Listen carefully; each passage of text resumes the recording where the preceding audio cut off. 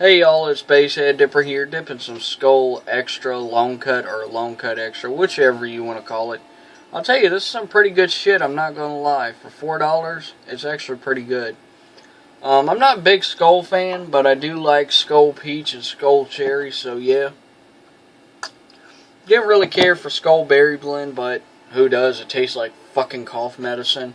But anyways, I bought a car amplifier the other day for $25 used, and I'll tell you, I'm amazed that it still works. And what car audio amplifier is this? Well, it is the Crunch Power Zone PZA 1400.2. Now, to all the people who don't know what that means or anything about car audio, I will explain it to you. An amplifier is a power source. Just about every device that you use that transmits audio, like say surround sound system, that's an amplifier. You can get amplifier DVD player combos, but we're not going into home audio, or at least not yet. Eventually I will, and my fucking rabbit is going nuts. Anyways, what the amplifier does is, especially for subwoofers is the thing that most people consider boom boom. What this would do for a subwoofer is it'll amplify the signal. It basically processes it. I'm not too sure how it processes it. I couldn't answer that one. But I'll try to explain it the best I can. You have two sides. You have an input side, which is this side right here. And then you have your output side, which is these sets of terminals right here. This is actually part of your input. This goes into your power supply. So I think, if I'm correct, don't quote me on this. I'm going to try and explain this the best I can.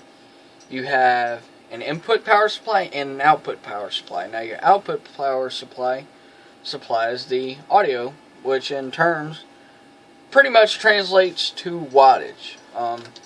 Most of your subwoofers, they can be put at, say, I know house subwoofers are rated at like 20 watts, 20 to 100 watts, but car subwoofers, they range from 60 to 5,000 watts, if not more. Now, when you go to 5,000 watts and up, you're pretty much getting into competition level. So I'm going to keep it basic. Your entry-level subs are 100 watts to 1,000 watts, maybe even 1,200. I know Sony Explode, they rate their subs at a max wattage of 1,200 and 300 RMS, but yeah.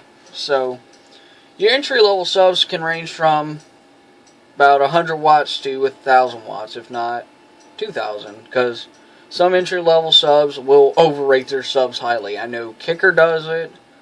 I'm not too sure about RE Audio. I do have an RE Audio SX18, which has been fantastic. It's still going, it's still kicking. And it's actually gotten a lot louder since the sub broken in, so yeah.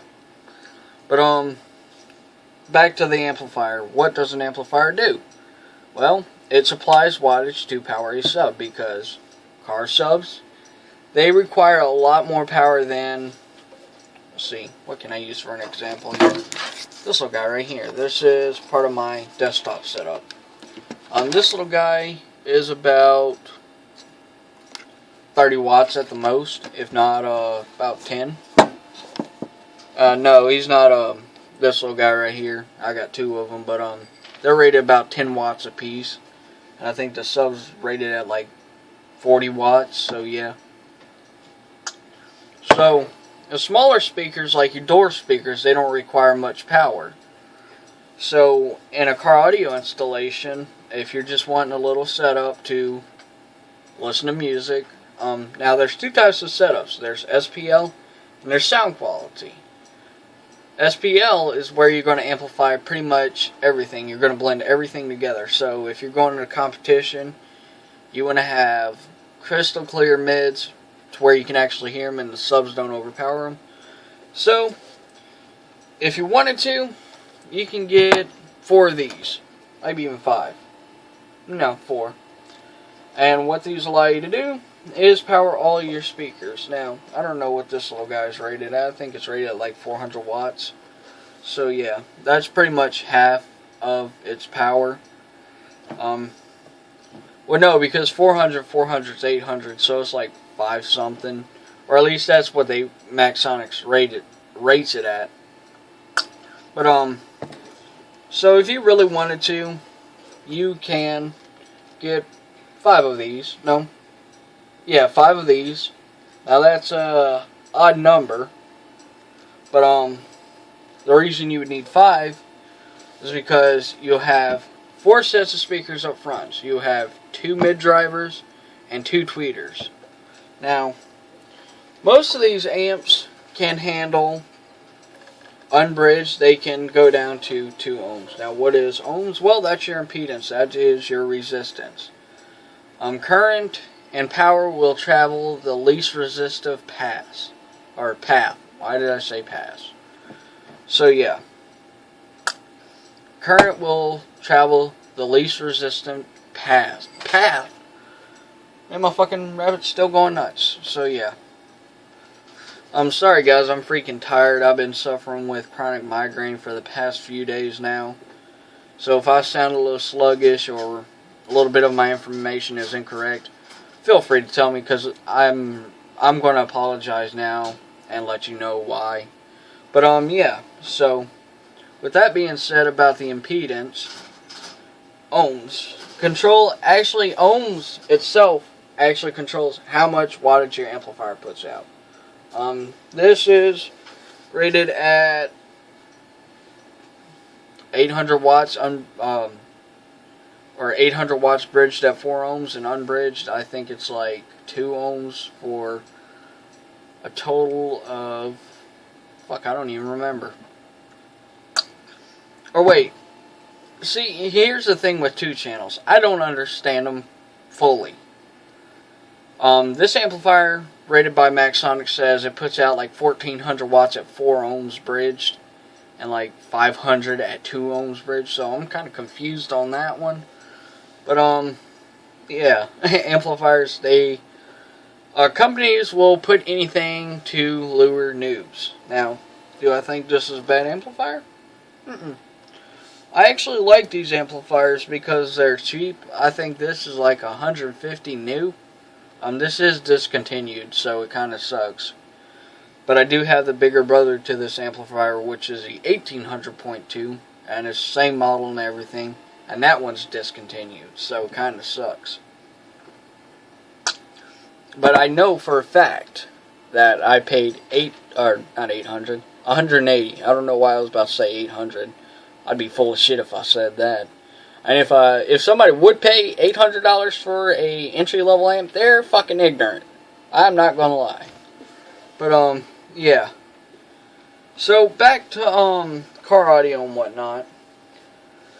How can it benefit you? Well, it's a step up from your factory system. Now, I know most of these new cars, they're all integrated with all these little gadgets, like the radio will have built-in Bluetooth and XM radio and GPS and all that. And there's actually ways to get around that. You can buy a low-level converter, or low-output converter. Most people call them LOCs. I call them low-level converter because that's what they are. I call them LLCs.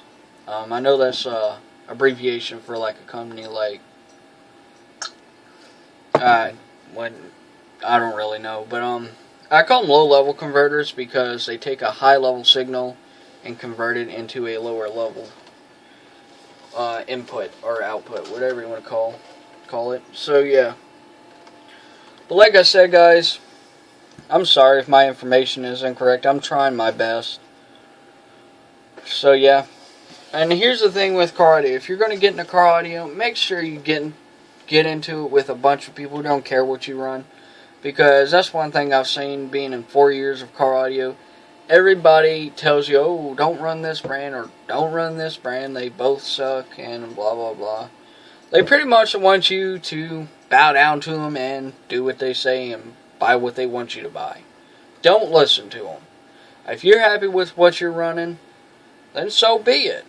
And see, that's the thing with me. I just put out so much money because I listen to fucking idiots on YouTube saying, oh, you don't need to run Kicker, you don't need to run Sony. When that's not the case. I'm not here to compete or anything. I'm here to have a nice little sound system. So, the 18 was the last sub I bought. I'm not gonna lie. It is the last sub. Now, I told myself I wasn't going to buy any more amplifiers because I have enough as it is. I have like over 30 amplifiers. Some are blown, some don't even work anymore, and some never worked. So yeah. I know I blew the or fried the output transformer, or not output transformer, but what was it? Power supply on my Lightning Audio 600.2, which Lightning Audio to me, it's a good brand for running mids and highs, but subs dropped down to 2 ohms. It fucking hated it. So yeah, and then I had a Planet Audio Zetar 300.2, but it was weird though because the Planet Audio I had was able to be ran in tribe mode, so I could have 3 speakers hooked up to it, and that was pretty weird because it was only stable down to 2 ohms, but it can actually handle an impedance of 3 ohms. So I was like, okay, well that's kind of strange. Yeah. But like I said, car audio is a fascinating hobby. I'm not gonna lie. It's fun to get into. It's awesome. And it's a good way to make new friends. Just find the right people. Because if you find those fucking car audio assholes, they'll sit here and tell you need to buy OA, you need to buy FI, or RE, or pretty much any other brand like Tantric, CT Sounds, and whatnot. They'll try to tell you to stay away from Crunch, Autotech, Hyphonics. They'll also tell you to buy DD. Which DD, I'm going to tell you now, they have nice ass subs, and their subs can handle a lot of power, but they are fucking overrated. It's like $800 for one sub. $800 for a 9515. The cheapest you can get a DD sub is about $200, or $200 to $300, which is a 1500. Or was it 1515 or something like that? So yeah. If you're going to get into car audio, just try and stay away from the guys like Steve Mead, even though I watch his videos. Or maybe not Steve Mead because he doesn't really give a fuck. But try and stay away from guys like the guys I met in the past. I'm not going to mention no names because I want to keep this video online. So yeah, guys, this is Basshead Dipper signing out.